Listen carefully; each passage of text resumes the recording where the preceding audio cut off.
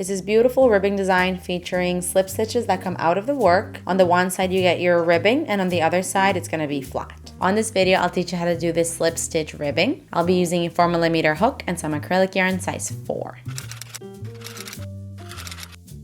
Okay, so for this design, you can start with a foundation chain that's any number of chains. In my case, to give you a little swatch, I have 18 chains. We're gonna begin with row 1. So we're gonna do a half double crochet into the second chain from the hook. You skip the first one, into the next, a half double crochet.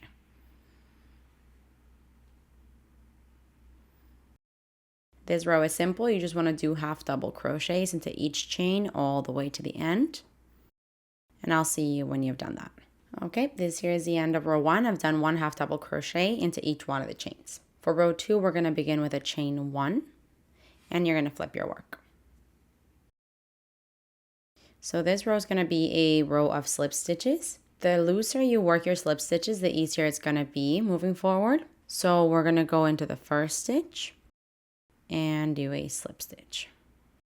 So my tension here is going to be loose, so that the slip stitch isn't super tight and I can work into it later.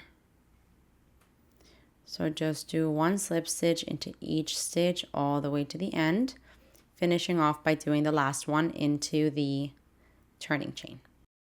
And you'll see that this stitch, when you work slip stitches like this, the stitch kind of goes on the side, like you won't have a top because the slip stitch lays kind of flat on this side of the work. So I'll just use a needle to show you. The slip stitch is right here.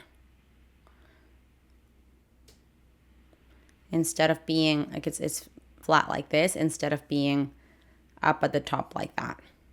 This is important because in the next row you're going to work in the back loop only of the stitch. So it's important to know where it's, where the stitch is laying. So I'm going to continue doing loose slip stitches into each top of the stitch of the previous row, and I will see you at the end. Okay, this here is the end of row 2 with my slip stitches. Now for row 3, I'm going to chain 1 and flip my work. We're going to be working half double crochets into the back loop only. So again, the back loops, the slip stitches are behind you. So after we chain 1, we skip that chain 1, and we're going to go into the next stitch into the back loop only, which is that one there. So I'm going to use my needle and bring it even closer so you can see it better without anything interrupting it there. This is my first chain. I'm skipping that. This is the first slip stitch of the previous row. I've got 2 loops, one that's closest to me, one that's furthest away from me.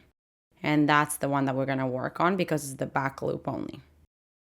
So let me see if I can show you when it's all together like this. I'm going through the back loop only of that stitch, but I need a half double crochet, so I should have yarned over. Back loop only, pick up a loop, and then complete your half double crochet. Into the next, do the same, find the back loop only, and complete a half double crochet. And same for every single stitch moving forward. You're going back loop only of the slip stitch all the way to the end. This one you want to be a bit careful just to make sure that you're picking the right spot.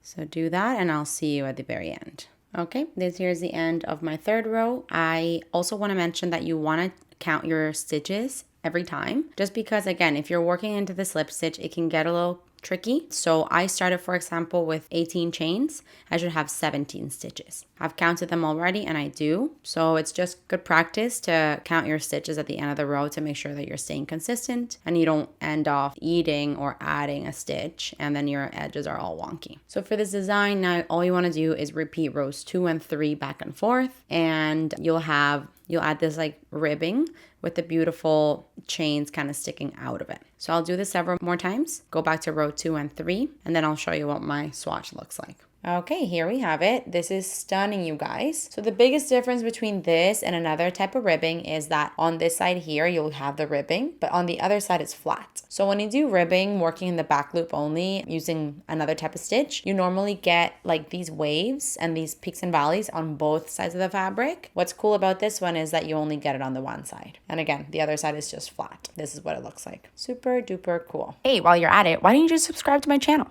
Just do it. Just do it.